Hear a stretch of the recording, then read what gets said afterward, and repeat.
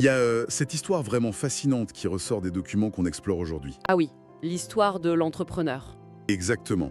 Je suis ravi d'en parler d'ailleurs parce que c'est très parlant. Imaginons un instant un entrepreneur, disons absolument brillant. On parle de quelqu'un qui a mis au point une technologie littéralement révolutionnaire. Genre, pour illustrer, un nouveau type de matériau d'emballage, C'est ça, un truc totalement biodégradable qui coûte même moins cher que le plastique. La totale quoi. le produit parfait en fait. Ouais, le rêve. Son équipe est exceptionnelle, le marché réclame ce produit à corps et à cri, les investisseurs sont là, bien alignés, les contrats sont posés physiquement sur le bureau. Tout est prêt à exploser dans le bon sens du terme. Voilà, et pourtant, à chaque étape cruciale, au moment exact où il faut prendre un stylo et signer ou valider le lancement de la production, il fige. Une immobilité totale. Total. Et ce qui rend la situation, je trouve, si troublante, c'est que le blocage ne ressemble pas du tout à un simple moment de réflexion stratégique, tu vois? Non, clairement pas. On parle vraiment d'une paralysie décisionnelle débilitante. Face à des choix ultra critiques, la machine s'arrête net. Et le pire, c'est que ça s'infiltre dans les moindres petits détails du quotidien. Est-ce qu'il faut cibler le marché européen en premier ou plutôt l'Amérique du Nord? Mhm. Faut-il embaucher ce directeur commercial qui a plein d'expérience ou promouvoir quelqu'un en interne? Pour cet entrepreneur, chaque petite décision se transforme en une montagne ininfranchissable. C'est épuisant, rien que d'y penser. Mais oui, des semaines, voire des mois s'écoulent pour des choix qui devraient prendre franchement quelques heures.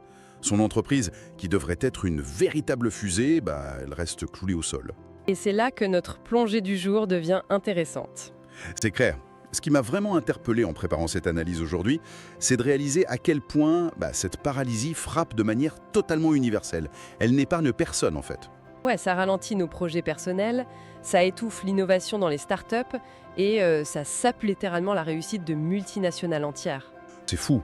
Mais l'erreur la plus commune qu'on fait face à ce phénomène, c'est quoi? C'est de poser un mauvais diagnostic, non? Complètement. On a souvent tendance à croire que l'indécision, elle naît systématiquement d'un manque de données. Genre, il me manque une info. Voilà. On se dit qu'il manque un tableau Excel, une dernière étude de marché ou l'avis d'un énième consultant pour que la voie s'éclaire, quoi. Ouais, la fameuse réunion pour préparer la réunion. C'est exactement ça. Or, la recherche montre que lorsque l'information est déjà là et que l'action ne suit toujours pas, le véritable blocage se situe à un niveau psychologique beaucoup plus enfoui. Et c'est exactement ce mystère qu'on va tenter de résoudre aujourd'hui dans cette exploration. On s'appuie sur des recherches vraiment passionnantes qui viennent du Centre du bien-être d'Arenton, Tout à fait. et plus particulièrement sur un article de François-Xavier Boulorande. Ce centre, il utilise des approches qui peuvent sembler, disons, un peu abstraites au premier abord, comme l'hypnose ou la PNL. La programmation neurolinguistique. C'est ça, la PNL. Pour faire super simple, ça part du principe que le langage qu'on utilise, consciemment ou non, il programme littéralement nos comportements et notre cerveau. C'est fascinant comme concept. Ouais, mais juste avant d'aller plus loin et de décortiquer tout ça, je dois faire une petite parenthèse obligatoire très formelle. On t'écoute? Ceci n'est en aucun cas un avis médical ou une thérapie. L'objectif de notre discussion d'aujourd'hui, c'est purement informatif et exploratoire. L'idée, c'est vraiment d'emprunter des grilles de lecture pour comprendre nos propres mécanismes d'hésitation. C'est très important de le préciser, effectivement. Et la grille des lectures principale qu'on trouve dans cet article, c'est un modèle théorique extrêmement robuste. On parle des niveaux logiques, c'est ça? Exactement. Les 6 niveaux logiques de Robert Dilts. Pour donner un peu de contexte à ceux qui nous écoutent, Dilts est l'un des grands pionniers de la PNL, mais il n'a pas sorti ce modèle de nulle part. Il s'est basé sur d'autres travaux? Oui, il s'est appuyé sur les travaux de Gregory Bateson. C'était un anthropologue et systémicien brillant qui étudiait comment les organismes biologiques et sociaux apprennent et s'adaptent à leur environnement. D'accord, donc c'est très ancré scientifiquement? Oui, et Dilts a pris cette théorie super complexe de l'apprentissage et l'a transformée en une sorte de cartographie de l'esprit humain, en fait. Une cartographie qu'on peut appliquer au développement personnel, comme au management du coup? Exactement. Et l'objectif, c'est vraiment de réaliser que l'hésitation chronique, ce n'est pas un défaut de fabrication ou un trait de caractère immuable. C'est pas juste qu'on est comme ça. Non. C'est en fait le symptôme très bruyant d'un conflit interne profond. Bon, alors déballons tout ça. Comment ça fonctionne cette fameuse cartographie 6? Le texte décrit une pyramide à 6 étages.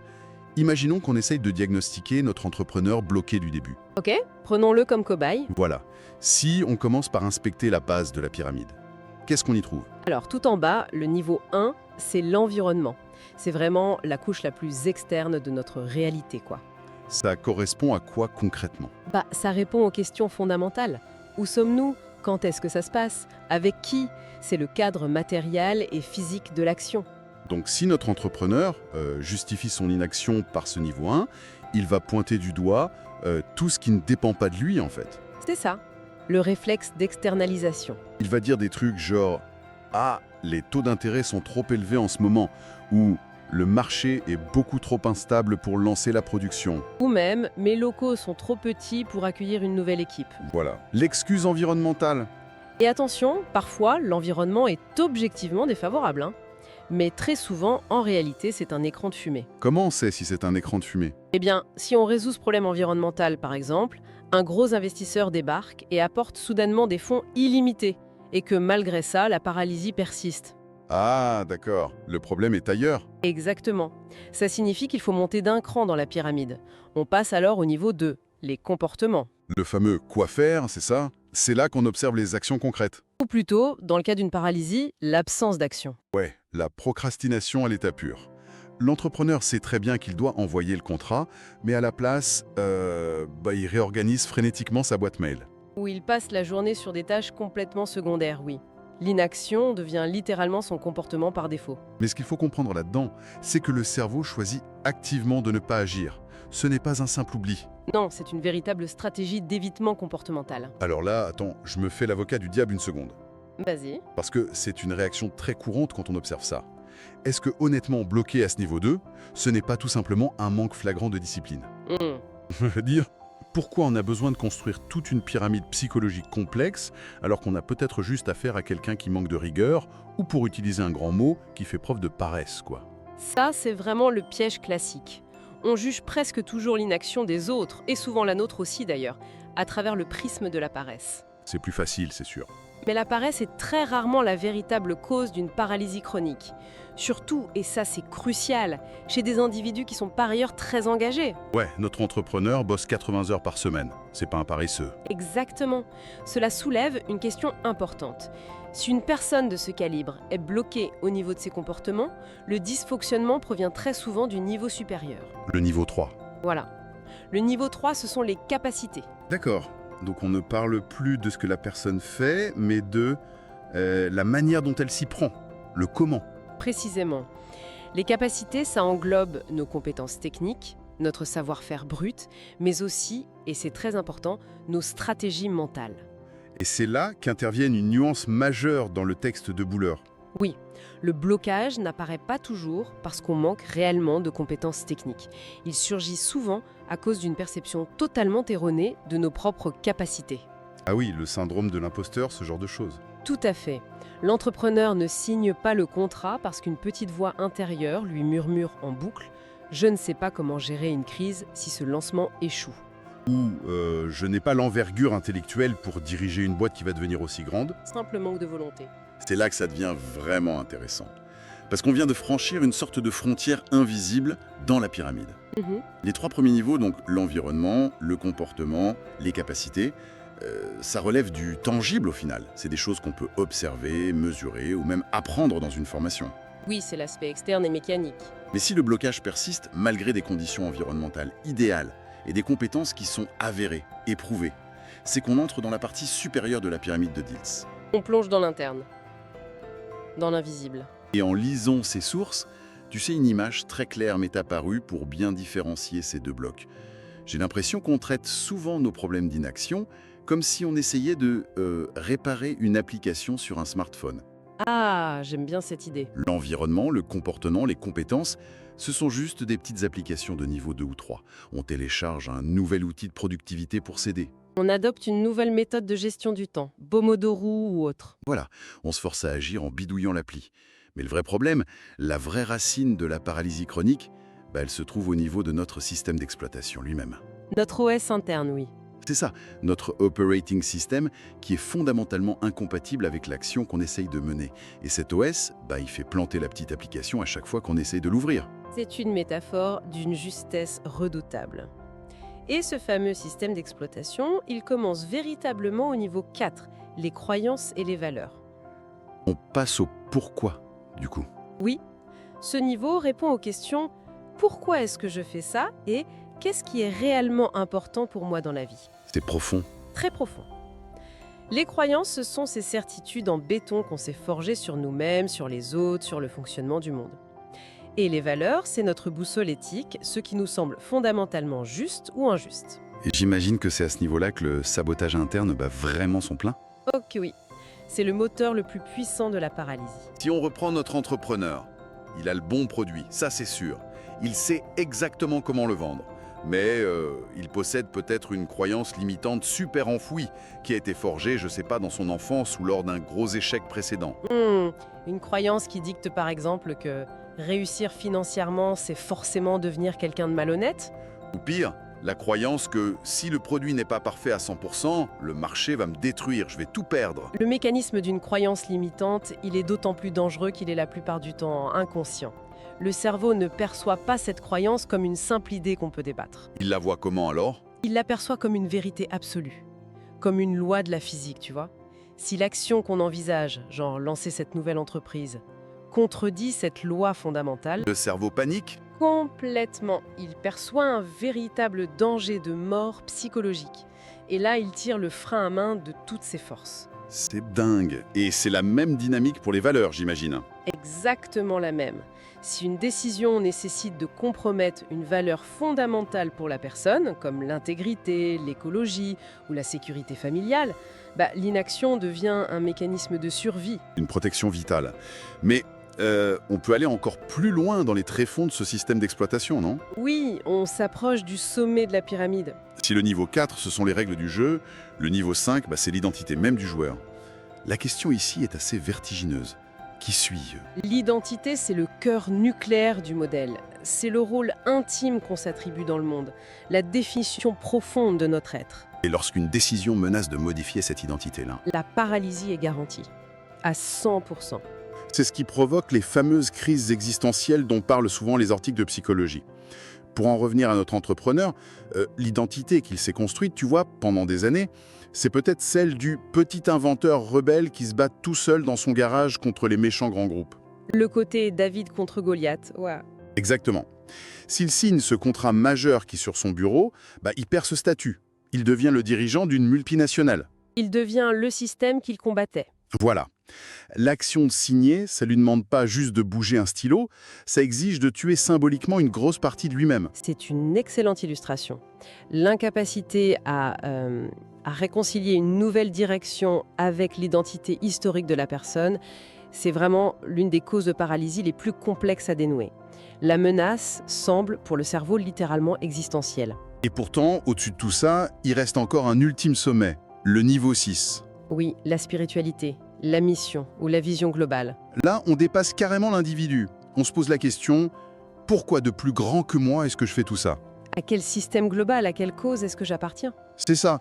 Et si une action semble totalement déconnectée d'une mission plus vaste, ou pire, si elle semble desservir cette mission, elle se vide instantanément de son sens, non? C'est immédiat. Prends une personne profondément motivée par, disons, la protection de l'environnement.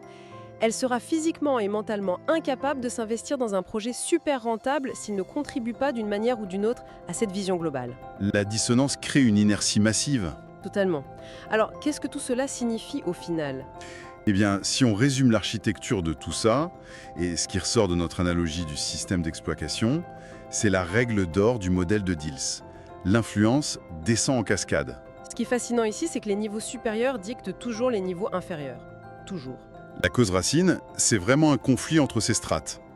Par exemple, une personne avec des capacités exceptionnelles au niveau 3, elle sait utiliser tous les logiciels, elle a fait de grandes études. Oui, techniquement, elle est parfaite. Mais si, au niveau 4, une croyance inconsciente lui répète « je ne mérite pas d'avoir du succès », cette croyance supérieure va venir littéralement écraser la compétence. La capacité technique ne pèse absolument rien face au poids de l'OS.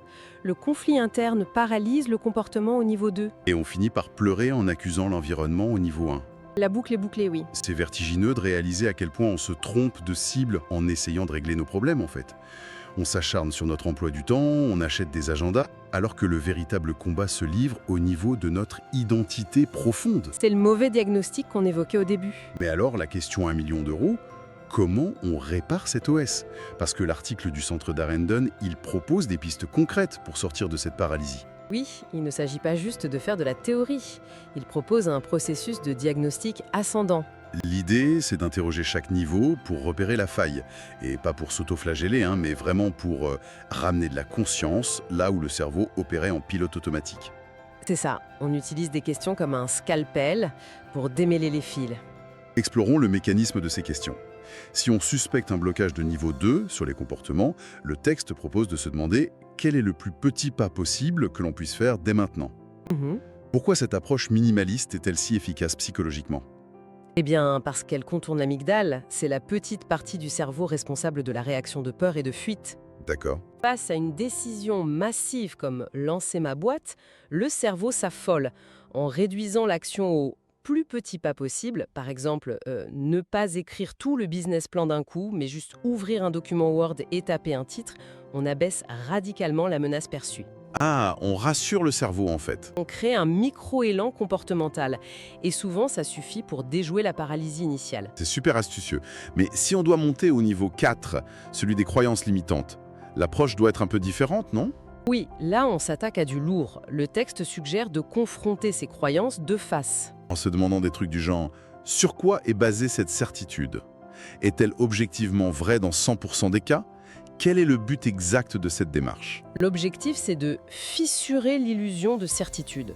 Comme on le disait, une croyance aime se déguiser en vérité absolue. La fameuse loi de la physique. Voilà. En exigeant des preuves factuelles irréfutables de cette croyance, par exemple, est-il vraiment prouvé scientifiquement que tous les lancements imparfaits mènent direct à la faillite? On force le cerveau rationnel à reprendre les commandes. On réalise soudain que cette grande loi n'est au fond qu'une hypothèse qu'on a un peu trop généralisée. C'est ça, le vernis craque. Et quand on arrive au niveau 5, l'identité, alors là, l'exercice demande une sacrée introspection. La question proposée, c'est « Qui voudrais-je être si je pouvais être n'importe qui ?» C'est une question puissante. J'ai l'impression que c'est une manière, tu vois, d'autoriser notre esprit à imaginer une nouvelle version de notre système d'exploitation. Une mise à jour qui ne serait pas perçue comme une attaque ou une menace, mais vraiment comme une belle évolution. C'est exactement un exercice de réalignement. Il permet de vérifier si la décision qu'on n'arrive pas à prendre nous rapproche de notre moi idéal ou au contraire, si elle nous en éloigne. Et c'est en créant de l'harmonie entre ce que je fais et qui je suis que la paralysie finit par se dissiper. Voilà. Et si nous relions cela à une vision plus globale, ce travail d'orfèvrerie psychologique, il est passionnant pour un individu. Mais nos sources opèrent un basculement très intéressant à la fin. Ah oui, l'échelle macro. Exactement. Cette mécanique de dissonance, elle ne se cantonne pas à l'esprit d'une seule personne dans son coin. Elle peut paralyser une entité entière, une entreprise de plusieurs milliers de collaborateurs. Le modèle s'applique à merveille à la dynamique d'entreprise et au leadership. C'est clair qu'une organisation, elle possède elle aussi un environnement, des comportements collectifs, des compétences techniques, fige l'entreprise complètement. Prenons un cas d'école très concret. Imaginons une multinationale historique qui voit son marché se numériser à une vitesse folle, ok? Ok, La direction fixe un objectif clair, un niveau 2 très concret. Il faut lancer des produits numériques en moins de 3 mois. les ingénieurs ont les capacités pour le faire, ça c'est le niveau 3. Tout va bien jusque-là. Mais L'identité de l'entreprise, son niveau 5, s'est construite sur 100 ans autour de la notion de perfection industrielle et de robustesse absolue. ah, le fameux zéro défaut. C'est une hérésie culturelle totale. L'identité de la boîte rejette violemment la stratégie comportementale imposée. Le système immunitaire s'active. Résultat, les projets s'enlisent dans des phases de validation interminables. L'entreprise est paralysée, tout simplement. Et c'est dans ce genre de configuration qu'on distingue le simple gestionnaire du véritable leader, non? Exactement. Le gestionnaire de base, il va taper du poing sur la table, il va exiger des tableaux de bord encore plus stricts et il va s'épuiser à forcer le niveau 2. Il va essayer de forcer l'application à s'ouvrir. C'est ça. Alors que le vrai leader, lui, va comprendre immédiatement que le blocage est culturel. Son rôle, ce n'est pas de micromanager les comportements, mais de redéfinir la vision, le sommet de la pyramide. Il va devoir articuler un nouveau niveau 6. Oui, donner un nouveau sens pour faire évoluer l'identité collective et, en cascade, réaligner toute la structure jusqu'aux petits comportements quotidiens de chacun. Ce réalignement, c'est loin d'être une simple considération théorique, juste pour avoir des employés heureux. C'est une question de survie économique pure et dure. Absolument. Les sources s'appuient d'ailleurs sur une étude de McKinsey Company qui date de 2020. C'est très parlant. Ils ont analysé l'agilité décisionnelle des entreprises. Et qu'est-ce qu'ils ont découvert? Les chiffres sont bluffants. Les organisations qui sont capables de prendre des décisions non seulement rapidement, mais aussi avec un haut niveau de qualité, écrasent littéralement la concurrence. Le chiffre est juste marquant. Elles génèrent 2,5 fois plus de bénéfices pour leurs actionnaires sur une période de 5 ans. 2,5 fois. C'est énorme. C'est massif. L'agilité décisionnelle est littéralement rentable. Et ce chiffre illustre parfaitement, au final, le coût réel de la dissonance. Une entreprise qui est alignée, où les valeurs, l'identité et les processus de décision sont cohérents de haut en bas, elle ne perd pas d'énergie dans des frictions internes inutiles. L'information circule, les choix sont faits sans angoisse existentielle à tous les étages, et l'exécution devient fluide. L'agilité décisionnelle, ce n'est pas une question de précipitation. C'est vraiment le résultat direct de cet alignement profond. Franchement, ça remet pas mal de choses en perspective quand on écoute ça. Si on synthétise tout ce qu'on vient de traverser aujourd'hui, la difficulté à trancher, cette hésitation qui nous ronge parfois devant un choix difficile, ce n'est pas un défaut de fabrication, Non, il ne faut surtout pas le cacher ou en avoir honte. C'est un système d'alarme ultra performant. C'est un signal clair, un voyant rouge sur le tableau de bord, qui indique qu'un de nos niveaux logiques est en train de lutter contre un autre. C'est exactement ça. Si on s'acharne sur l'interface, sur les petits comportements de surface, sans jamais regarder le code source, on s'épuise pour rien. Mais si on a le courage d'inspecter notre propre pyramide en profondeur, on peut désamorcer la paralysie à sa racine même. Il y a d'ailleurs une dernière notion vitale abordée par l'auteur du texte, Dis-nous, c'est que ce processus d'alignement, il n'a pas de ligne d'arrivée. comment ça? Le monde extérieur, notre environnement de niveau 1, il est en perpétuelle mutation. Il change tout le temps. Nous accumulons sans cesse de nouvelles expériences, nous développons de nouvelles compétences. On n'est jamais figé. Exactement. Et par conséquent, nos croyances doivent être régulièrement mises à jour et notre identité évolue avec le temps.